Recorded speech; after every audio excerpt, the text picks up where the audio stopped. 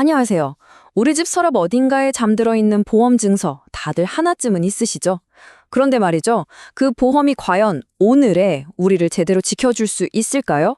오늘은 어쩌면 낡은 지도가 되어버렸을지도 모를 여러분의 보험에 대해 한번 제대로 파헤쳐 보겠습니다. 아, 저는 보험 많아서 괜찮아요? 아마 많은 분들이 이렇게 생각하실 거예요. 네, 맞습니다. 미래를 미리 대비하셨다는 것 자체만으로도 정말 현명한 선택을 하신 거죠? 하지만 여기서 질문을 좀 바꿔봐야 합니다. 그냥 많기만 한 보험이 아니라 과연 이 급변하는 세상, 2024년의 의료기술과 우리 사회의 변화에 딱 맞는 정말 제대로 된 보험이 맞을까요? 자, 그럼 첫 번째 질문부터 시작해 볼까요? 아주 오래전에 들어둔 그 보험, 과연 지금도 든든한 방패가 되어줄 수 있을까요? 이제는 생각의 전환이 필요한 시점입니다. 과거에는요, 그냥 보험이 있냐, 없냐, 이게 중요했어요. 이게 바로 1세대 관점이죠. 하지만 이제는 2세대 관점, 즉, 내 보험이 요즘 치료법에 정말 효과가 있는가, 이걸 따져봐야 합니다. 양의 문제가 아니라 질의 문제로 완전히 넘어온 겁니다. 혹시 지금 갖고 계신 보험 언제 가입하셨는지 기억나세요? 아마 결혼이나 출산, 첫 입사처럼 인생의 중요한 순간에 이 정도면 든든하겠지 하는 마음으로 가입하셨을 겁니다. 근데 여러분, 세상이 너무 많이 변했습니다. 바로 그때의 기준과 지금의 현실은 완전히 다른 이야기가 됐거든요. 그렇다면 구체적으로 도대체 뭐가 어떻게 바뀌었다는 걸까요? 우리가 마주한 새로운 현실, 특히 이 의료 환경이 얼마나 드라마틱하게 바뀌었는지 한번 살펴보겠습니다. 가장 큰 변화는 단연 의료 환경의 변화입니다. 예전에는요, 큰 병에 걸렸다 하면 무조건 장기 입원부터 생각했죠. 하지만 지금은 어떤가요? 의료 기술이 워낙 발달해서 수술하고 며칠 만에 퇴원하고 병원을 오가면서 통원 치료를 받거나 집에서 회복하는 게 대세가 됐습니다. 치료의 중심이 병상에서 집으로 옮겨온 거죠. 20만 원에서 30만 원, 이 숫자가 뭘 의미하는 걸까요? 이게 바로 많은 구형 실손 보험의 하루 통원 치료비 한도입니다.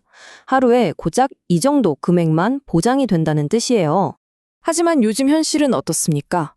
최신 표적 항암 주사, 이거 한 번 맞는데 수백만 원이 듭니다.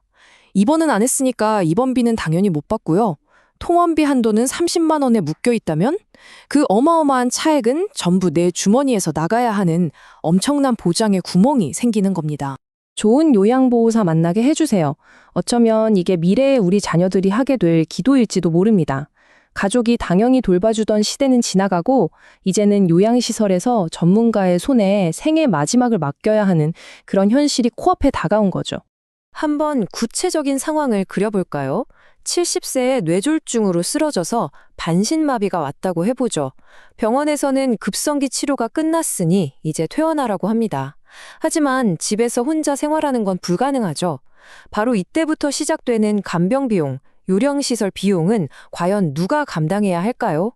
안타깝게도 대부분의 옛날 보험은 이 질문에 제대로 된 답을 주지 못합니다. 이게 더 이상 한 개인의 문제로 끝나지 않습니다.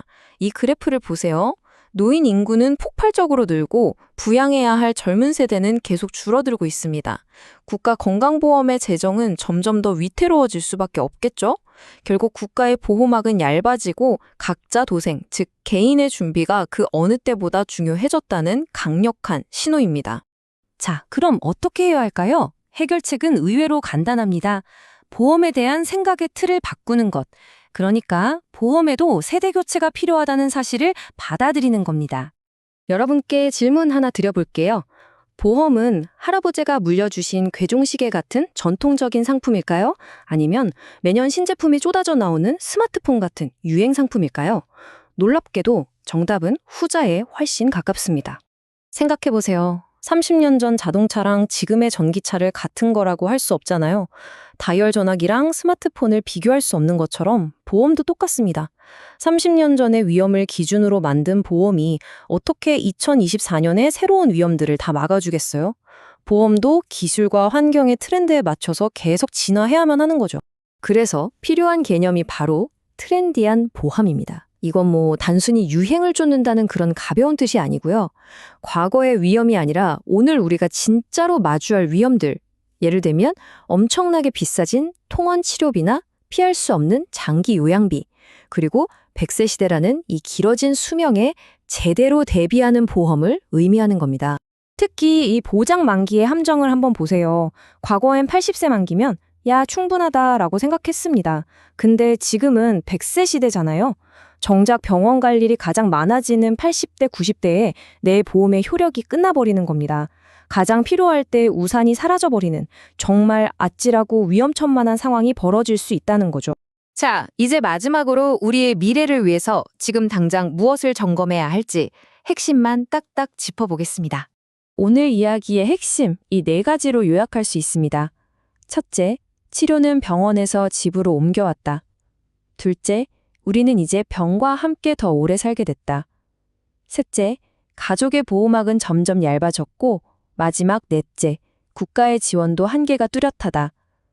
바로 이 4가지 거대한 변화 때문에 여러분의 옛날 보험은 반드시 재점검이 필요하다는 겁니다.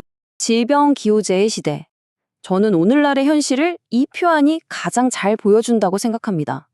인디언들이 비가 올 때까지 기호제를 지내는 것처럼 우리는 이제 암이나 뇌, 심장 질환 같은 중대 질병이 반드시 걸릴 때까지 살게 될 확률이 아주 높아졌습니다. 더 이상 남의 이야기가 아니라는 뜻이죠? 그렇습니다. 질병이라는 비는 언젠가 누구에게나 내립니다. 중요한 건 비를 피하려는 헛된 노력이 아니에요.